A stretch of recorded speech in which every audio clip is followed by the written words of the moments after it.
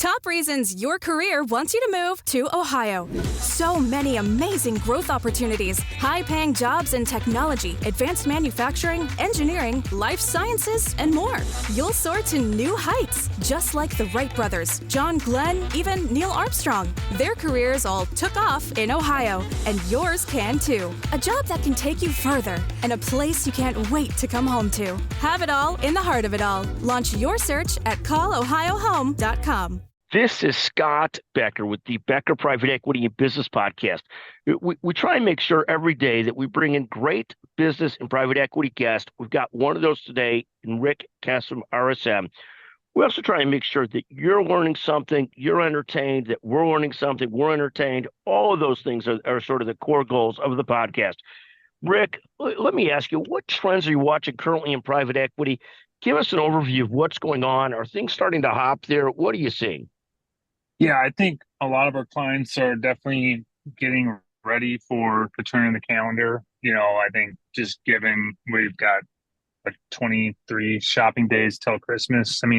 I think we've probably got similar amount of days in terms of getting deals done by the end of this year. But I do think all indications are showing a pretty bright start to 2025. I think a lot of our clients are calling about, getting sell side projects kind of in the hopper, getting started. So those are all really positive indications to us that, I think the community out there selling assets is expecting to have a strong start to the 25 year. And I think we're kind of in that same spot. So I'm hopeful that that's true and that we will see this reaction that I think everybody's anticipating with the drop of interest rates, the change in some of the tax laws that, we were anticipating and some of those things. And I think 2025 should hopefully be a really strong year from an M&A perspective. Yeah, no, just literally fantastic. Let's hope so.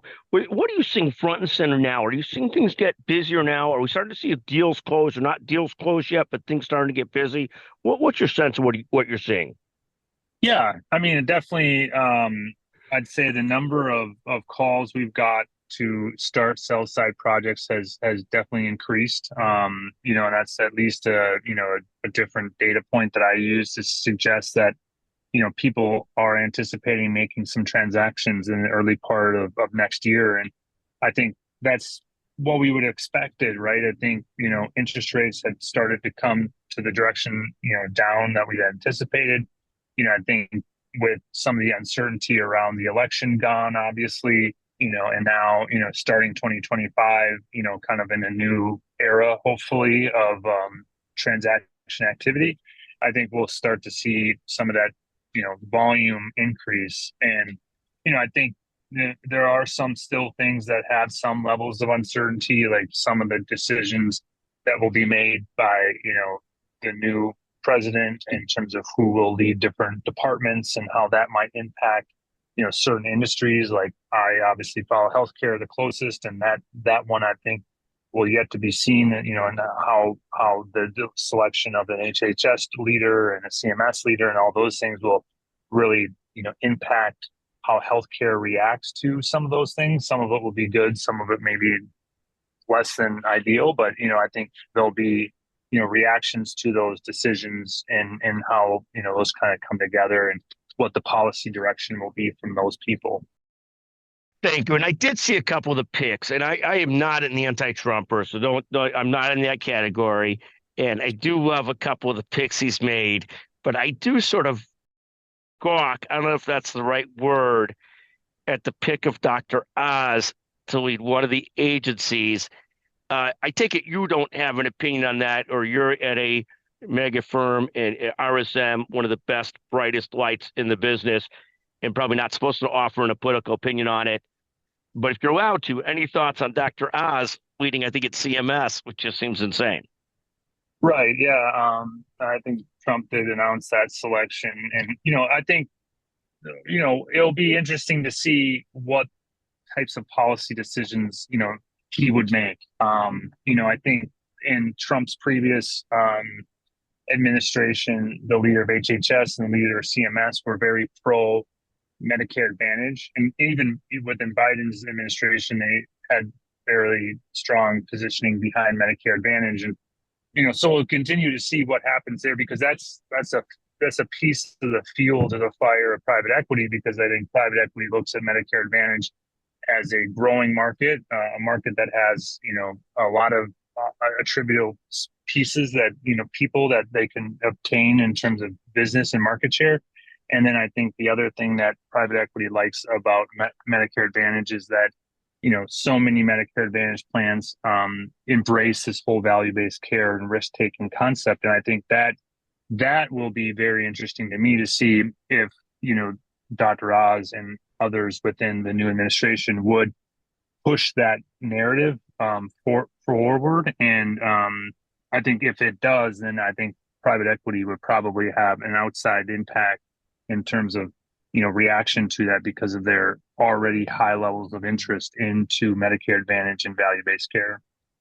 Well, and Dr. Oz was one of the big proponents of Medicare Advantage. Medicare Advantage is more than half of Medicare now.